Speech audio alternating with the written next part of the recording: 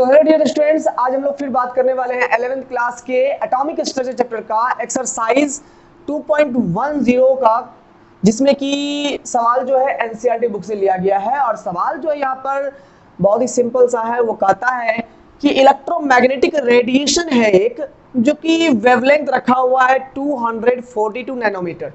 माने कि एक इलेक्ट्रोमैग्नेटिक रेडिएशन है हमारे पास जिसका वेवलेंथ 242 नैनोमीटर यानी कि 242 इंटू 10⁻⁹ मीटर के बराबर ये वेवलेंथ है, ये दिया हुआ है। इससे सोडियम एटम को आयनाइज करना है। ये सोडियम एटम है, इसके फर्स्ट शेल में 2 इलेक्ट्रॉन होते हैं, सेकेंड शेल में 8 इलेक्ट्रॉन होते हैं, ठीक है, और थर्ड शेल में और वैलेंस शेल जिसको कहते हैं उसमें 1 इलेक्ट्रॉन होते हैं।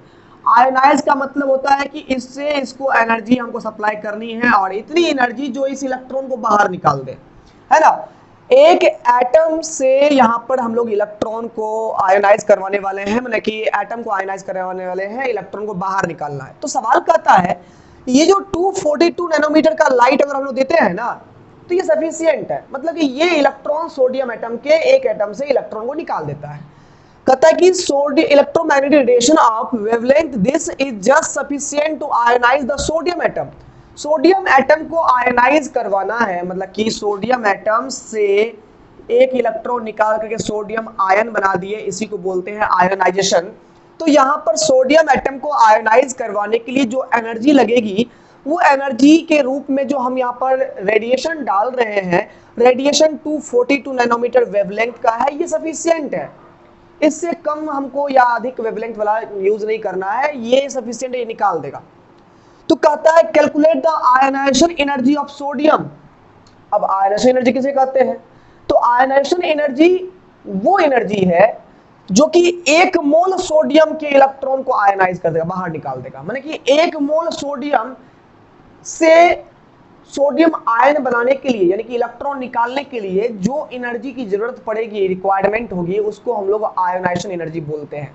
The energy required to ionize 1 mole of an atom is called ionization energy. यानी एक एटम से जो एनर्जी निकालेंगे उसके लिए वेवलेंथ आपको दिया हुआ है, यहां से कितनी एनर्जी लगा रहे हैं हम वो निकल जाएगा। फिर 1 मोल सोडियम के लिए निकाल लेंगे, तो 1 सोडियम के लिए इतना वेवलेंथ चाहिए, मतलब इससे एनर्जी Hc/λ करेंगे तो ये एनर्जी निकल जाएगी। फिर 1 मोल सोडियम के लिए बात करेंगे तो 1 मोल के लिए 1 मोल का जो नंबर होता है एवोगाड्रो नंबर, उससे मल्टीप्लाई कर देंगे, वो टोटल सोडियम के लिए निकल जाएगा। तो सिंपल सी बात है यहाँ पर, यानी कि यहाँ पर सिंपल बात करेंगे हम लोग, आयोनाइजेशन एनर्जी ऑफ सोडियम जो होगा, यानी 1 मोल सोडियम से इलेक्ट्रॉन जो निकालना है वो कितनी एनर्जी होगी। तो वो सिंपल सी बात है, 1 सोडियम में जो हम एनर्जी डाल रहे हैं इलेक्ट्रॉन निकालने के लिए, ये लैम्डा रेडिएशन के द्वारा, मल्टीप्लाई कर देंगे इसको हम लोग एवोगाड्रो नंबर से, तो यहाँ पर ये निकल जाएगा टोटल सोडियम एटम की आयनाइजेशन एनर्जी, मतलब कि 1 मोल सोडियम के लिए इलेक्ट्रॉन रिमूव करने के लिए जो रिक्वायरमेंट होगी उसका वैल्यू आ जाएगा। तो यहाँ पर जो है एन नॉट यानी एवोगाड्रो नंबर का वैल्यू है 6.022 इंटू 10⁻23। ये हो गया आपका पर मोल में, यानी 1 मोल में इतने एटम होते हैं, ठीक है। इसको मल्टीप्लाई कर देंगे H के वैल्यू से, H है प्लैंक्स कांस्टेंट, इसका वैल्यू 6.625 10⁻34 जूल सेकेंड होता है, इंटू C है speed of light in free space 3 into 10⁸ meter per second. अब बटे यहाँ पर हो गया आपका लैम्डा हो गया वेवलेंथ जो दिया हुआ है 242 इंटू 10⁻⁹ मीटर। यहां से मीटर कैंसिल हो गया, पर सेकेंड से सेकेंड कैंसिल हो गया, जूल पर मोल में ये आ जाएगा फिलहाल।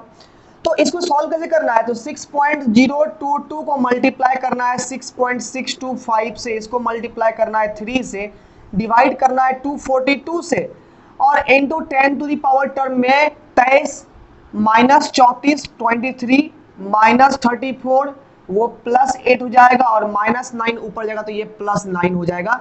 इतना हो गया, मतलब कुल मिलाकर के 9 8 17 17 23 हो जाएगा 40, 40 में से 34 जाएगा तो पावर में 6 बचेगा। तो यहाँ पर ये टोटल 10 यहाँ पर ये बन जाएगा हमारा 6, 10 कितना बन जाएगा? 6 बन जाएगा, ठीक है। अब इसको सॉल्व करते हैं, ये हो जाएगा हमारा जूल पर मोल में आ रहा है, ठीक है। तो यहां से ये रिजल्ट आ रहा है 0.4945, ठीक है, इंटू 10 कितना हो गया? 6 हो गया। अब सिंपल सी बात है, हम लोग करेंगे क्या, इसको जब इधर लेके आ जाएंगे तो ये हो जाएगा हमारा 4.945 10 टू दी पावर, ये हो जाएगा हमारा 5। ठीक है, एक जीरो से इधर लाके मल्टीप्लाई कर दिए हैं, ये हो गया जूल पर मोल में। अब हमको आंसर किस में लाना है, किलो जूल पर मोल में। तो जूल में आप 1000 से डिवाइड दे दो तो वो किलो जूल बन जाएगा। तो जैसे 1000 से हम डिवाइड करेंगे इसमें, तो यही रिजल्ट हमारा बन के आ जाएगा 4.945 इंटू 10 टू दी पावर, 5 में से 3 घट जाएगा पावर, तो यहाँ 2 बचेगा, ये हो गया किलो जूल पर मोल। अब इसको सिंपल वे में 100 से मल्टीप्लाई कर दीजिए, हो जाएगा 494.5 किलो जूल पर मोल, ये हो जाएगा सोडियम की आयनाइजेशन एनर्जी। तो प्यारे बच्चों, सिंपल सी बात थी कि एक मोल एटम से इलेक्ट्रॉन को निकालना है तो जो एनर्जी लगेगी वो होगा हमारा आयनाइजेशन एनर्जी। अब एक एटम से जो इलेक्ट्रॉन निकालना था उसमें कितना रेडिएशन लग रहा था, उसका वेवलेंथ दिया हुआ था, तो इससे एनर्जी निकल गया एक एटम का। और एक एटम को आयनाइज करने के लिए जो एनर्जी निकल गया उससे मल्टीप्लाई कर दिए 1 मोल के वैल्यू से, तो हमको टोटल 1 मोल में कितनी एनर्जी लगेगी वो निकल गई, जो इतनी आई। तो डेफिनेटली है यहाँ पर कि सोडियम की आयनाइजेशन एनर्जी आपको यहाँ पर मिल गई। आई होप आप लोग सही ढंग से सही तरीके से समझे होंगे। सब्सक्राइब तो कर लीजिएगा चैनल को, वीडियो पसंद आया तो लाइक भी कर लीजिएगा। ऐसे ही एनसीईआरटी वीडियोस के लिए हमारे चैनल पर बने रहे। मिलते हैं अगले वीडियो, तब तक के लिए best of luck and take care.